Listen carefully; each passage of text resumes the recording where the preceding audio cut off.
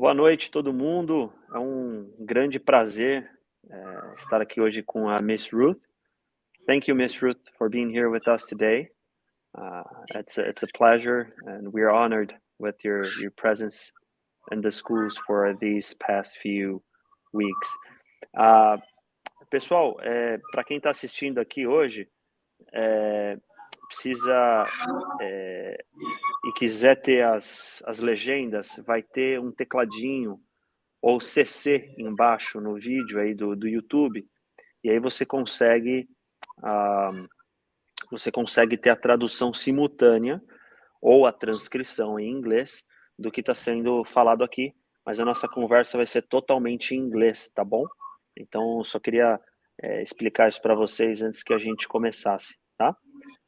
Boa noite a todos. Well, Miss Ruth, thank you again for being here.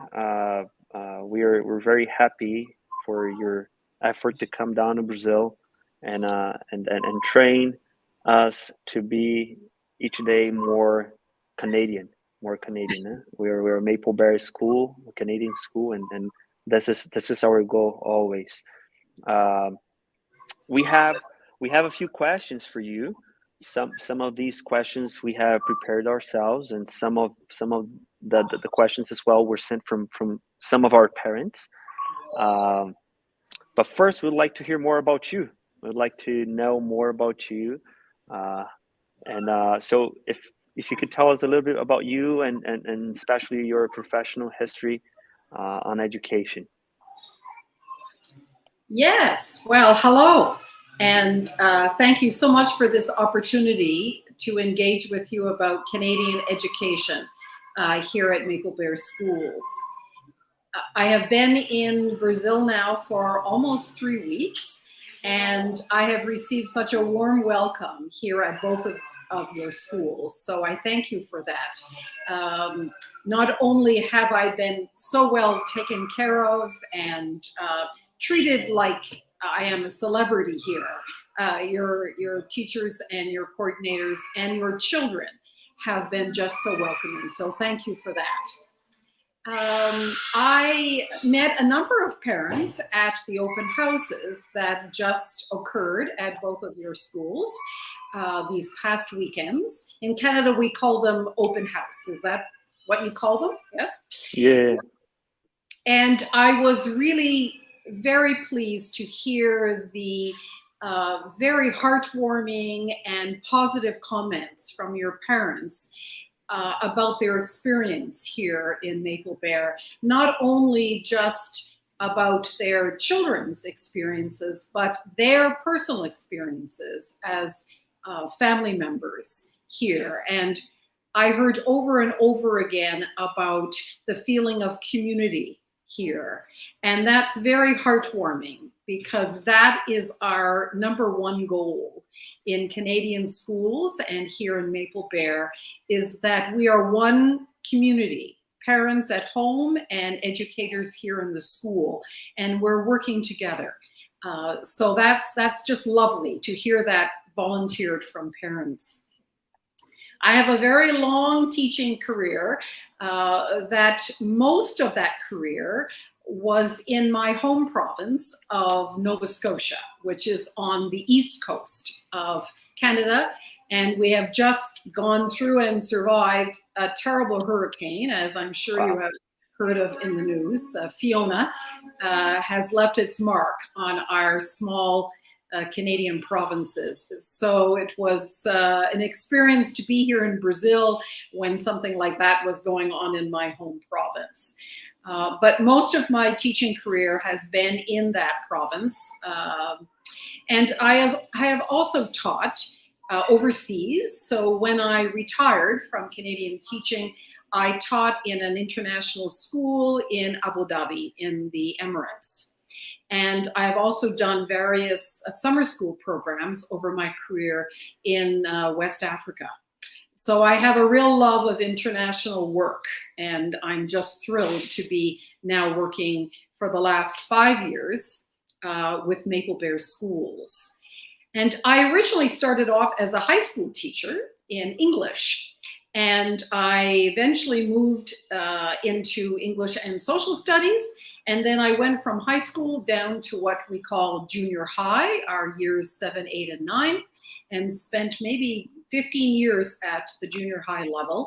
And I did additional education to learn about how to support children with significant special needs within the classroom setting at the high school and junior high level. Okay. And what I discovered is that there were many children that I was meeting at maybe 12 and 13 years where they were still struggling with the basic math or the basic reading and writing. And so I made the decision to move all the way down to early childhood and elementary. And I went back to school, and I did master's degrees both in curriculum and in literacy. And that's where my real love, I found the spot where I wanted to be. And that was at the beginning of the learning process. So I am thrilled to be able now to be working with Maple Bear. I am thrilled to be back in Brazil. I did work on several contracts with Maple Bear schools during the pandemic and worked virtually in supporting very hardworking teachers. So it is a thrill to be back in Brazil in person, where I can touch people and hug children. That's great. That's great. And we see that you have had almost every single kind of experience and education through all the grades and ages, and this is great, and we're lucky to have you. And we hope also that your family and loved ones are well in Nova Scotia as well, because of the tornado. It was a tornado, right? Hurricane. What was it? Hurricane. It was a hurricane, yes, that came. So we hope they're all doing well and everyone is safe. But now as a Maple Bear Canadian trainer, I would like to hear a little bit more. What is your role, and how does a Canadian Maple Bear trainer support the academic efforts at a school? Well, Maple Bear Global Network is very unique in that it offers the best professional development that any educational organization, international organization, offers in the world. I know even from my own experience in working in a Canadian international school in Abu Dhabi, we did not have well-educated, well-seasoned, we say, trainers that would come over to support our implementation. So it is the number one that makes Maple Bear schools very unique as international schools. So as you know, your teachers are provided with access to trainers who have had a very long and successful career in schools in Canada, and that we have proven to be leaders in our fields. So we're able to provide your teachers with training in curriculum and strategies on an ongoing basis throughout the school year. So we just don't sort of pop in, give a little talk, and leave. It's ongoing throughout your year. We offer central office training to new schools that are opening, or if new policies are being implemented. That is ongoing training throughout the year, because Canadian curriculum, Maple Bear curriculum, is ongoing. We base our pedagogy on research. So as the research changes, we change as well. So the training is ongoing throughout the year. Central office, school-based training on specific topics, and also hands-on classroom support specific to your schools, your teachers, and your students. So that is the support that I am offering presently for 4 weeks in your 2 different schools. So some of the things that I have been doing while I have been here is assisting with just the physical structures of the classrooms so that we ensure we have a safe, exploratory environment, and your teachers use their circle times, their activity-based learning centers, their readers and writers workshop models. I'm here to help them with how to implement those kinds of structures in the best possible way for the students that are in their room at that moment. I have been demonstrating different tools and techniques to encourage cooperation and independence, as well as approaches that encourage deeper level thinking. We train teachers in assessment for learning, different techniques to inform our teaching, which in turn leads to targeting the learning needs of each student. I have been working with the coordinators, with the owners, and as a resource for understanding the design and the implementation of a positive school environment for all. So I'm very happy to say that there is no question your schools are offering a very secure and safe environment to children, where they feel safe to be able to try new learning. They are problem solvers, which is at the basis of our Canadian curriculum. So if you feel safe and secure in your classroom, if you have developed a good relationship with your teachers, then you feel more secure to try new learning.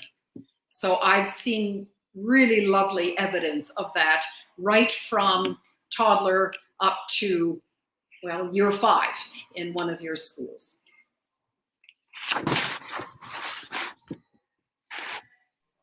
This is just great. We're happy to have you, and we're glad to have you, to have such a system and a supportive team that does come from Canada, that are experts and have gone through so many experiences and that are still learning and looking for the best practices in order to help the children at Maple Bear learn and develop their best. Canadian education is known to be one of the best of the world, and so that means to develop the best in children and give them the environment, like you were saying, to be successful. But a question that people always ask, and I would like to ask you, especially you, that you have been not only working in Canada, but you have been to other places in the world. What makes Canadian education unique? Why is it different? Well, first off, we believe that every child can achieve his or her potential. So that is a core value that we start with. So in our schools, we have, as in our communities, we have a variety of learners who walk through our doors. Our communities are full of diversity, as they are here in Brazil. So the first belief is that every child can achieve his or her potential. And we focus on the development of the whole child. So in order to be able to achieve eventually as an adult to your full potential, you must educate the whole child. So we are concerned and we educate both the physical, the emotional, the social, and the intellectual. They are integrated at all times. So teachers work, as I said, very hard to develop trusting relationships with their students through a safe and stimulating, positive and supportive student-focused approach. The children know that they can take risks in their learning because we are there to positively support them in that. We don't just say, here, do it, and walk away, right? We're always there with a helping hand back and forth with the children. And this trust that we develop allows children to be intellectual risk takers. We all know that as learners, that if we can work from a basis of what we know that can help us learn something new, then we are more encouraged to try. So these attempts that the children make in the classroom, and it can be as simple as a child trying to, today I was in a toddler classroom and the children had a variety of blocks and different kinds of Lego, larger Lego in front of them. And we were trying to build little transportation. And the students were taking two different kinds of blocks and trying to make them work together, right? Problem solving. And then they eliminated and chose a different one. They started to see more and more details of these different blocks until they found the ones that fit together, right? They didn't get frustrated. And we made like a little joke saying, oh no, it doesn't work. Let's try again. And could it be this one? Could it be this one? Can you try it and see? And they would say, uh-oh, doesn't work. The children are repeating that, and we're making it a game of problem solving. So this is what we're trying through this trusting relationship, that children will take intellectual risks. They will problem solve, right? And that all their attempts will be valued. And therefore, this instills a passion for lifelong learning. If we feel successful, we want to do more of that. If we feel put down or there's only one right answer, we will sit back and wait for people to feed us the information, right? Because we want to please, we want to be right. So, in Canadian curriculum, we are developing lifelong learners. We're preparing students for confidence and success at the post-secondary level. That's what we're gaining. That's what our reach is that once they feel successful, then they can go on into post-secondary learning, and they have developed the skills necessary to be independent lifelong learners. This is so nice. Could I say that at Maple Bear and Canadian education, children learn how to learn? Does Yes. that make sense? Yes. Yes. And it is important because we'll never know everything, and we have to keep looking for the answers and trying over and over again, and we might get frustrated at some point, and we have to deal with that. You talked about emotions, dealing with emotions as well, in order to reach the goals that we have for ourselves in life. So this is very, very important and great to hear. Talking still about the Maple Bear program, how do you think that the Maple Bear program and curriculum prepare children to be? You talked about being lifelong learners, but talking about being successful, you talked a little bit about it. How does the Maple Bear support that? How can the Maple Bear program and Canadian education make a difference in children's lives in order for them to feel successful? Well, we start the children very young in learning through a play-based approach, right? So we know the value. Neuroscience research has shown over and over again, we can go back as far as Piaget and his theories, have shown that play activates the brain in meaningful ways, and that just memorization, rote learning, or testing or worksheets, and traditional class teaching do not.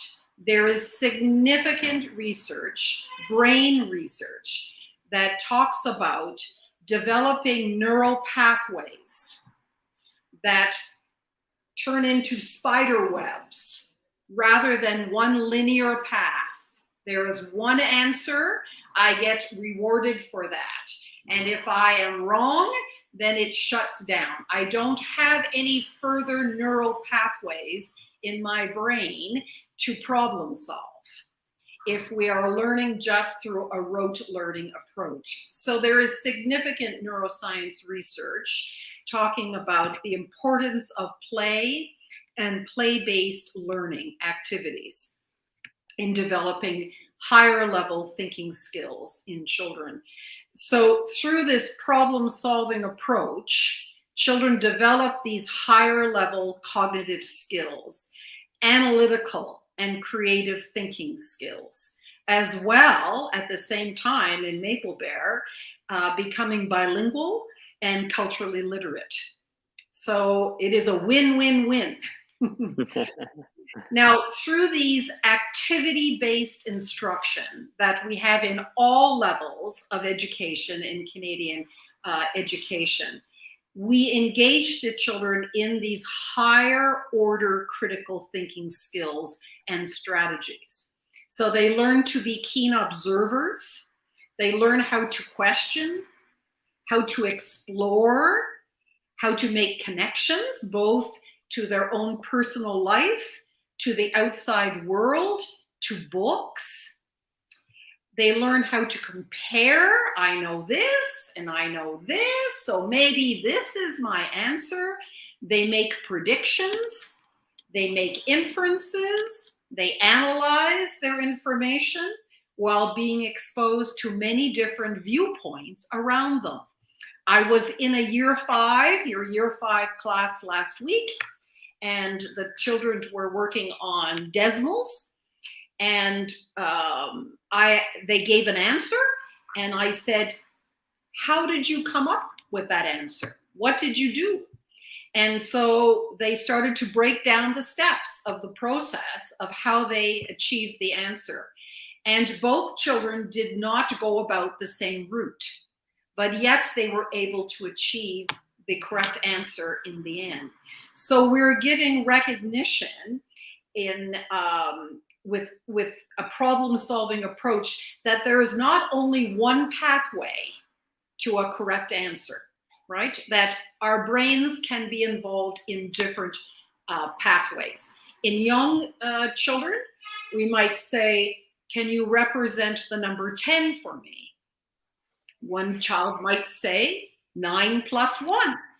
Another child might say 6 plus 4. Another child might say 15 minus 5. Another one might say 1 plus 2 plus 3. You know, you get it, right? There are many pathways to a final outcome. And that's the problem solving, higher level critical thinking that is so critical to preparing children to be successful world leaders, right? Whether it's in their own country or in other countries. So it is critical in Maple Bear that we strive to help our children become the best citizens of the world they can be and future leaders, both of their own countries and, if they choose to leave, of other countries as well. Yeah, that's nice. As a parent myself, while you were talking, I was thinking about my kids. Sometimes it's so much easier to tell them what to do and not explain them why and how to get there. And I feel like every time I have the patience, those days are actually the ones that I'm not exhausted. That I talk to them. I don't have to explain that to them again. They will know. They will know how to do, and they're more likely to understand and agree with certain command that we give them. So while you were talking, I was thinking about this. I was like, it works at my house the same way. And sometimes we tend to want to get the kids or even ourselves to the result, but we don't give attention to the process that will help us get there anytime we want, not only at that moment under that circumstance or for that problem itself. So yeah, so this is great, and that does make a difference in success, how people succeed. On that, so how does Maple Bear assess children's learning? So how does the Canadian methodology and the Maple Bear program know if the child is progressing? Well, assessment is an integral component of our process learning approach. Assessment is ongoing and it is performance-based. So we refer to assessment to inform instruction rather than summative assessment that just tells you whether or not it is right or wrong. So our teachers are continuously, every day, involved in observations that they make while the children are exploring and manipulating whatever they are learning. So we say assessment is ongoing and it informs the next step for what instruction is needed for that particular student. So traditional summative assessment, which most of us would have been schooled in, even myself years ago, many more years than I'm going to tell you, that it was primarily a test-based kind of assessment, right? And really, a test-based assessment primarily shows us more about what children don't know than what they do know. And it involves mostly memorization and repetition without evidence of understanding. So in Canadian curriculum and in Maple Bear, through what we call a gradual release of responsibility model of teaching, we demonstrate to the students and we support the process of learning until a child can demonstrate independence in using this new learning on their own. And then we can build from that learning to the next step. So forms of summative assessment are used in some of our upper grades, but always in a format that the children can still demonstrate what they know, rather than just receive a right or wrong answer. So to give you an example, in math, if a child is being asked to solve an equation, we want to see every step in the process that they went through to get the final answer. So even though we may be doing a summative assessment at the end of a math unit, for example, we can see where the child's learning is along the process. So they are given credit for the steps they have gone through. And maybe, maybe just in the last step, they added something wrong or they divided something wrong. So they are not just given an X that is not correct. We know what they know and we know where they went wrong, so that we can help fix that tiny little bit there that needs to have further teaching so that full understanding can happen. So it isn't that in the upper grades, now I'm talking, that we don't use some forms of tests on occasion, but they are always demonstrating to us the process that the child has gone through in learning. So in terms of more informal or assessment to inform instruction, our teachers take pictures regularly. I've seen it continuously while I'm here, because a toddler can demonstrate to you through their physical actions an understanding of something. The toddlers in the other school, Santos, were painting a garden on the outside walkway that goes down to the outdoor play area. And so the teacher demonstrated. She had talked already in the classroom about springtime. She had read them some stories about flowers.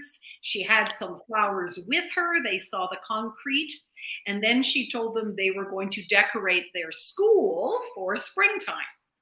So outside we go. Now imagine, there were probably 12 toddlers. Imagine taking 12 toddlers outside with paint to paint flowers around their schools. So brave teachers.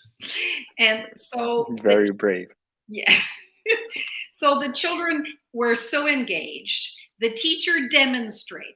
She took colors right in front of them. She demonstrated how to make colors. She took yellow and blue and they made green. The toddlers were like, wow, she is a magician. And she was very excited in demonstrating this. And then she went over to the wall and she started to draw a flower.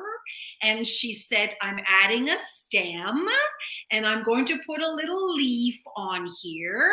And then she went, I wonder what else I need. And the children said, earth, we need dirt. So she put some dirt down below. And then she said, I wonder what kind of a day it is outside. Sunny. So a big sun went up, right? So then she said to the children, it's now your turn to draw some flowers for spring. So we had 12 all at the same time, standing next to each other on this big wall. There were little bottles of paint all down below, paint brushes, you can just imagine. And the children were able to cooperatively work in a group together and to demonstrate their understanding of what she had done. So the teachers started to take pictures, and we could see that one child, two children, maybe three, just making big lines. That's where they are in terms of their gross and fine motor development and their understanding. Others were starting to make tiny little flowers, right? Like circles, different shapes. Some were squares, some were circles, making all kinds of different shapes. And then we saw some children who actually were able to represent a flower, and they had the sunshine around them. They had to cooperate with sharing the paint brushes, sharing the space. So it was an opportunity for the teacher to stand back and to observe their learning. She didn't go away. She was there if someone was having trouble sharing their space, social development, right? Or if someone was trying to communicate their learning, she was there to listen. Or if she had to move a student to a different spot or get a different color, she was there to support all of it. But in the end, it was assessment to inform instruction, because she could see where the children's spatial relationship was, how they were with fine motor, with mixing colors, exploration of shapes. Was a marvelous lesson and a marvelous opportunity. So that is assessment to inform instruction, taking pictures to represent the learning and reflecting on it. Yep. Teachers can record anecdotal comments while they are working in a group with children. They can ask them questions or observe their learning and record that. They can collect children's drawings that they do. They can record records of reading, both orally and in written form. They save samples of written work, graphic organizers, charts, projects. There is a multitude of ways that we can observe and collect information that demonstrates learning over time and what perhaps the child needs next in their learning.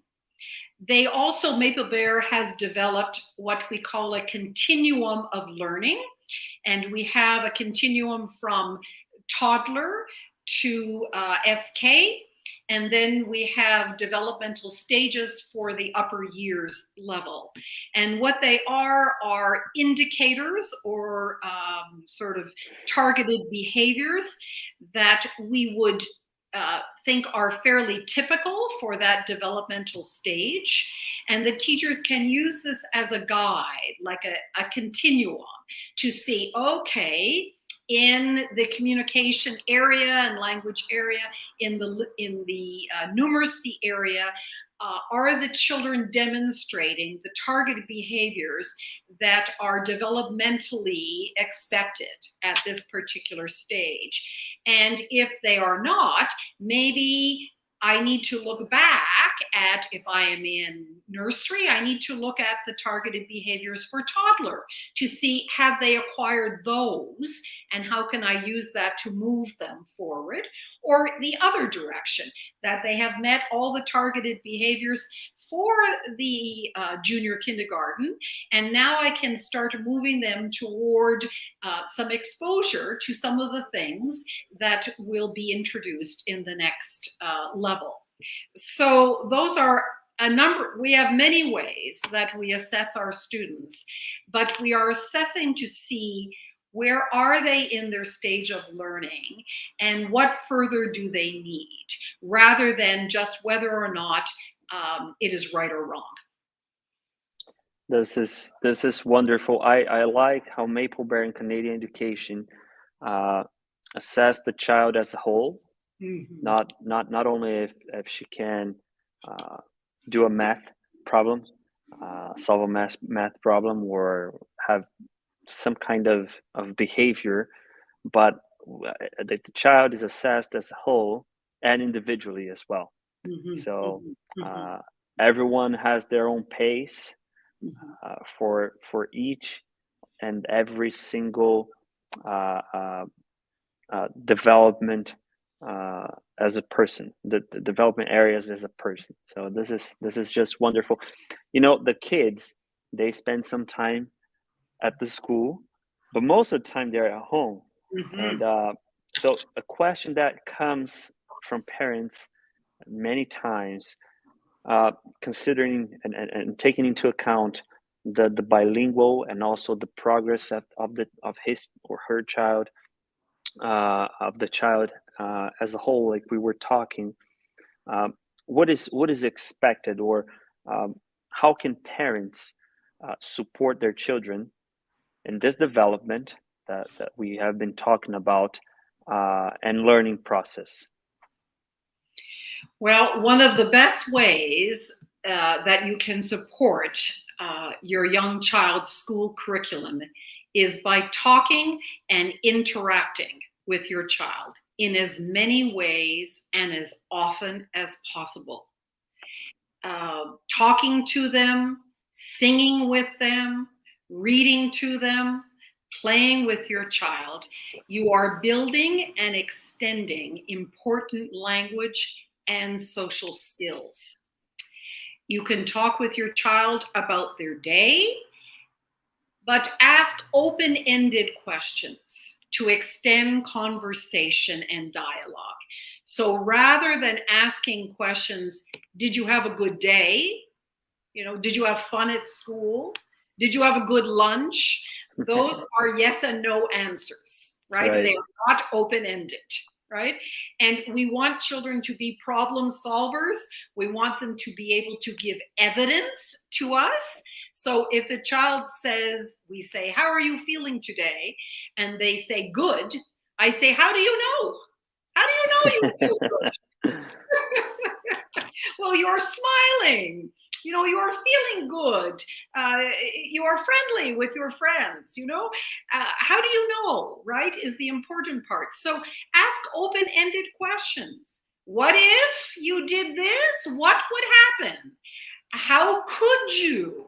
What can you do? How do you know you can do that, right? So open-ended questions that engage children in dialogue. It doesn't matter, as we said earlier, whether or not it is in English or whether or not it is in Portuguese, because we are developing higher level thinking processes in the brain. And the brain is very capable of integrating that into more than one language. I have a brother who lives with his family in Germany. And so when his two girls were very little, they learned English and French. They lived in Quebec, so they learned English and French.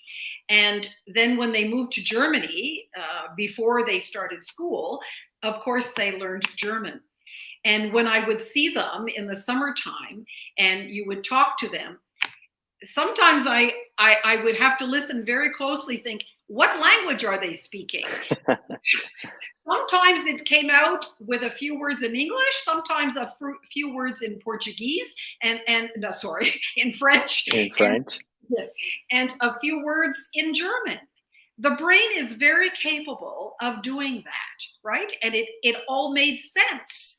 They just were switching back and forth depending on which vocabulary was stronger for where they had learned that, right?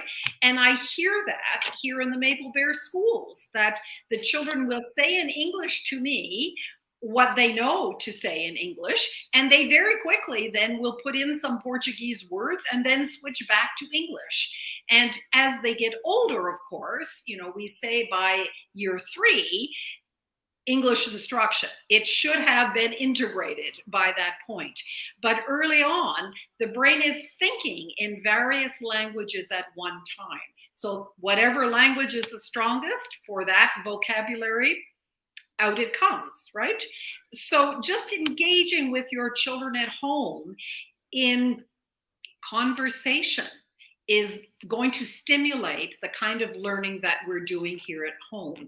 The parents, I understand, have this amazing online unit preview that is sent to them monthly. I'm so impressed with that. And the children are sharing on there through pictures what they have been doing. It's a wonderful opportunity to engage in conversation, a shared conversation. Tell me what you were learning, or tell me what fun you are having. Who are those children in the picture? Are some of them your friends, right? Just engage in conversation. You were doing a unit on transportation. Okay. Did you learn about cars and trucks? What else did you learn about? So it's a wonderful opportunity when children come home and you say, what did you learn in school today? And they say nothing, or they say, I don't remember, right? Children all over the world will say that. That is right. Yes. So it's a wonderful starting point for home, because the teachers are sharing what units the children will be working on. They're sharing the books that are going to be read, the songs that are going to be sung. So if they are doing a unit on flowers, sing a song. If you can't speak English, sing a song in Portuguese, right? It's showing the child that you have interest in what they are learning, and they are able to share with you at home their successes. And your most important role is to praise, praise, praise every effort your child makes. You need to be your child's biggest supporter. And in doing that, you are teaching them that learning is valuable, and that it is a success, a joy for you to see your child learn. Because we know whatever we praise, children will want to do more of to get more praise, right? So you need to be your child's biggest supporter and have them teach you what they have learned. And they have a lot to teach us as well. And being supportive or getting praise, that works on adults as well. It works on everyone, right? It works on everyone. While you were talking, that there were a few weeks ago, I was with my older son, and I had none about an activity he had done at school. So he told me that that was related to a book, and I had never heard about the book. So I was driving and I asked him, "Can you tell me the story?" So he started telling me the story, and then he was so excited to share that with me. And in the end, I asked him, "So what do we learn with this story? What do you think the author wanted to teach us?" So he thought, and then he came to a point. Maybe he already knew, but I was impressed how he could relate the story from a book he had read or heard the teacher telling the story at the school, how he could relate that to life. So it was Yes. very, very impressive. Well, and that's what we call making connections, right? That you make a connection. Children do that from a very young age. When the teachers, often in our read alouds, the teachers will say something like, I don't know, it's a story about pets, let's say. And the children will right away say, I have a pet, I have a dog or a cat. They are making a connection, right, with their own home life and to a book. Or maybe even then they'll relate it to a movie they have seen or something, a trip they have taken, that sort of thing. And that's higher level thinking.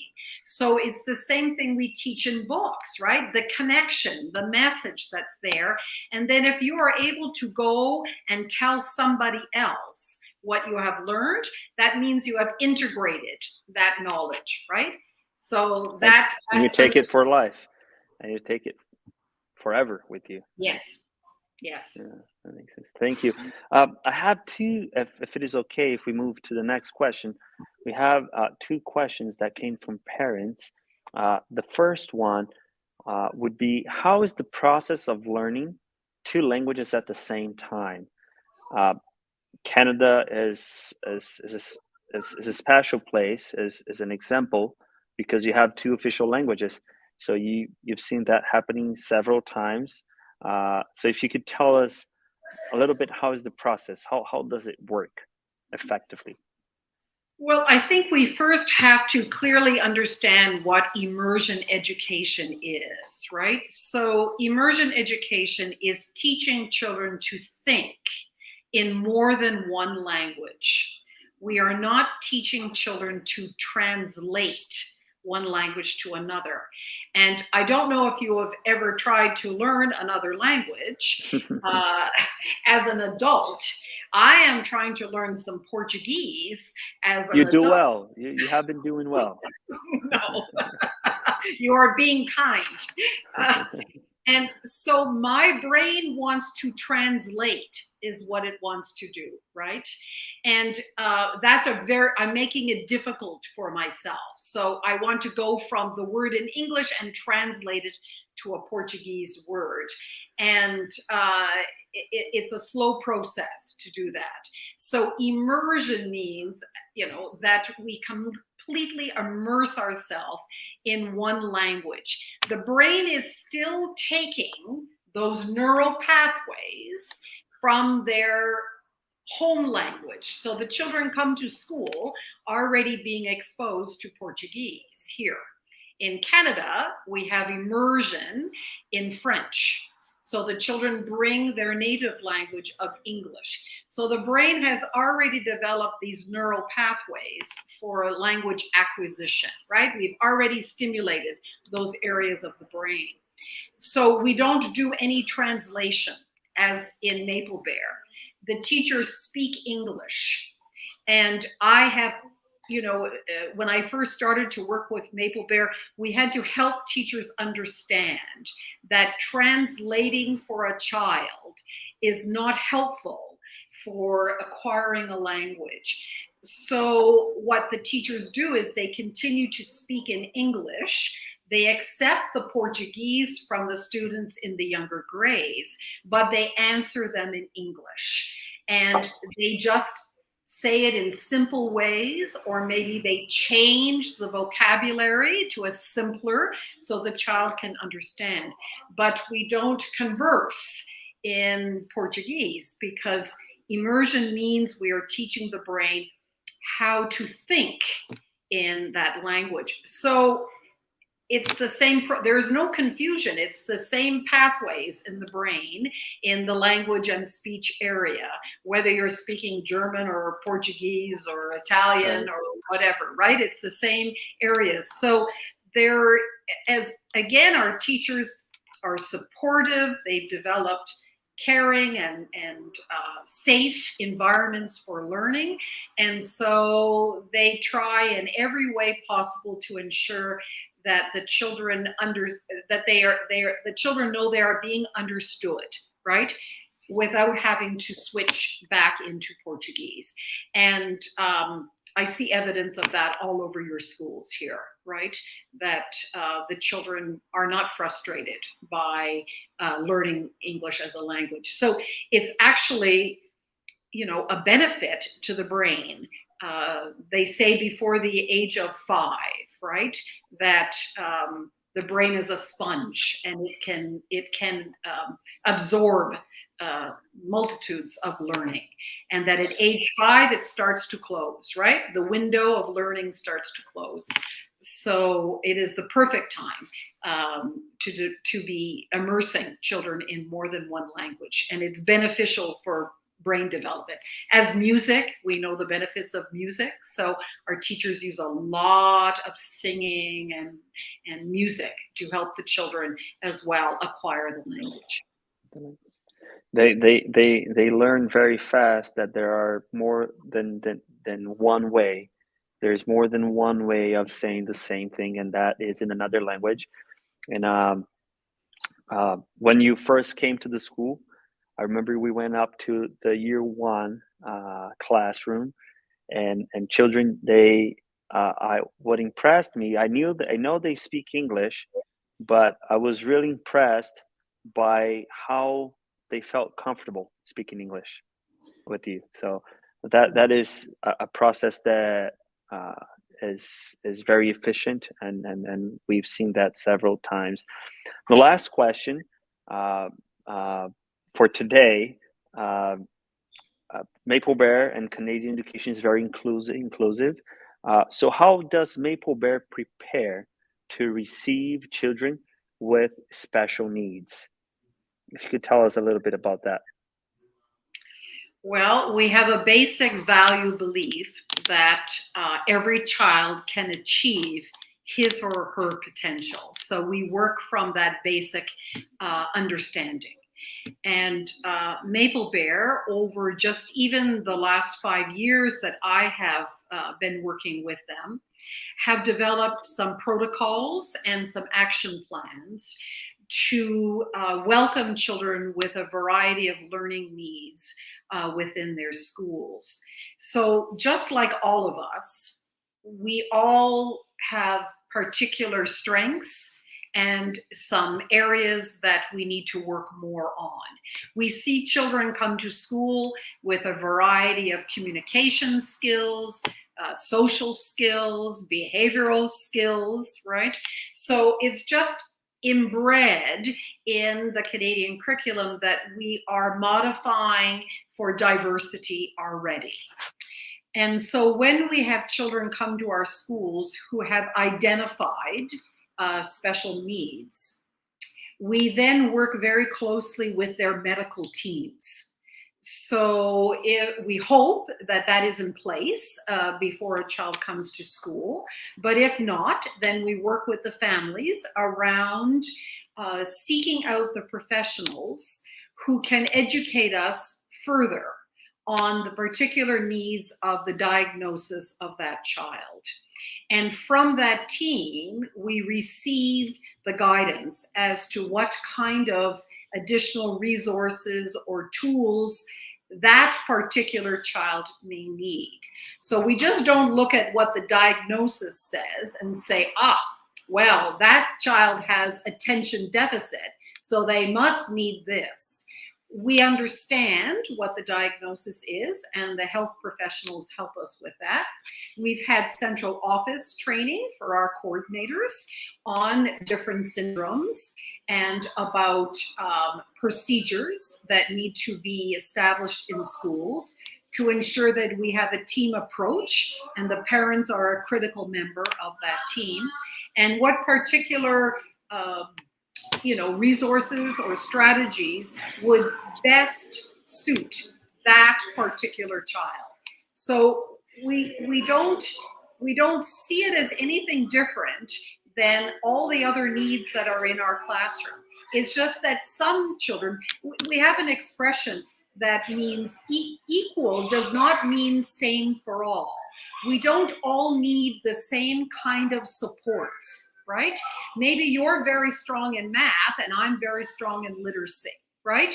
Or maybe I am a very good speaker and I have learned the language well, but I don't know how to play very well with someone else, and I don't have behavior that is very socially acceptable, right? So we all have our different strengths and needs and weaknesses that already teachers are modifying and adapting for.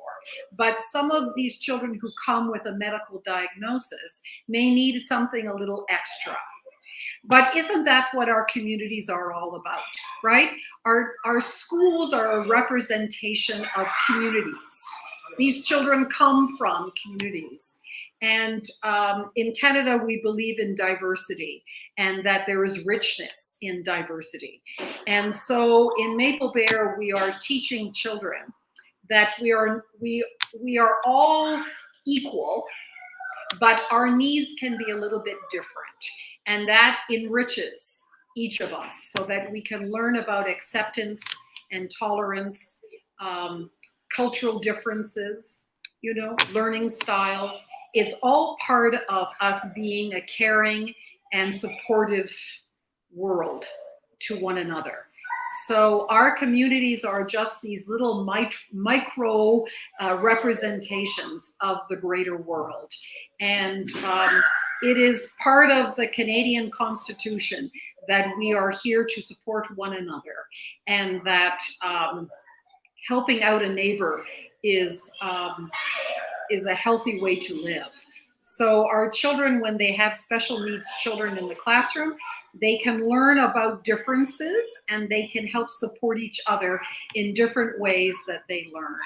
So we think it enriches as long as we can have the supports in place to ensure that all children can be successful. And that may look very different from one child to another, right? That's the diversity that we're trying to establish. But we definitely... No, go ahead, I'm sorry. I was just going to say there's definitely protocols and procedures that are in place when a child with an identified special need comes to a Maple Bear school. There are protocols that must be followed that are different for each child. Yes. And you're talking about diversity and dealing with people that are different than us, about community, and to me, this is what it means to be successful. It is to be happy and make other people happy, because in the end, that's what really matters. That's what really matters. But I'm glad that at Maple Bear, the children, they not only learn the subject and how to get there for life, but they also learn how to learn, and they learn how to respect and help others. And this is what is to develop a child as a whole, develop entirely all the aspects of a child, and definitely they'll be happy and successful. Ms. Ruth, I don't know if you'd like to say anything else, but I'd like to thank you for your time. Thank you for the time that you also have been spending in our schools. We're very grateful that you were able to make time to come from Halifax, from Nova Scotia, and that leave your family. We were talking about this right when you got there. Leave your family, leave the place that you like to live as well, and come be part of our family as well. And that means a lot to us. Well, thank you for your, as I said, you know, the parents that I met at the open houses, the teachers, the owners, the coordinators, the children, everyone has been so welcoming. And, you know, that is my experience in Maple Bear schools. I have been to many Maple Bear schools across Brazil, and it has been my experience. So I tell my friends back in Canada that this is my second home. And I'm so happy to be back after that terrible pandemic we have gone through. I think we're all a little traumatized by the use of virtual meetings and all of that. Yes. So it's very nice. I mean, it works. Like in this forum, we can reach out to many. So it's something good we have learned from the pandemic. But it's also wonderful to be back in the country and to be in your school. And, you know, the work of education is a hard job. It's a very hard job. What your teachers are doing is not easy. And they only do it because they feel an important responsibility to educate the future generation of their country. So I think working together as a team, parents and home, is the best possible thing that we can do to be supportive and positive of one another and the efforts that we make. We're not perfect. We are all imperfect people, and some days it works better than others. But we do our very best. Thank you. And if it's up to us, you'll stay longer and come back many times to Santo André, both Santo André and São Caetano do Sul. But thank you again. I'm just going to say a few words in Portuguese. Eu gostaria de agradecer a todos que assistiram essa transmissão, que a gente conseguiu cobrir boa parte das perguntas enviadas pelos pais. Algumas outras perguntas a gente fica à disposição depois para conversar, então nossa equipe tá disponível para tirar qualquer outra dúvida que vocês venham a ter. Então agradeço a todos e uma boa noite. Bye bye. Thank you. Bye-bye. Thank you, Ms. Ruth. Thank you. Have a good night. Bye bye. Bye bye.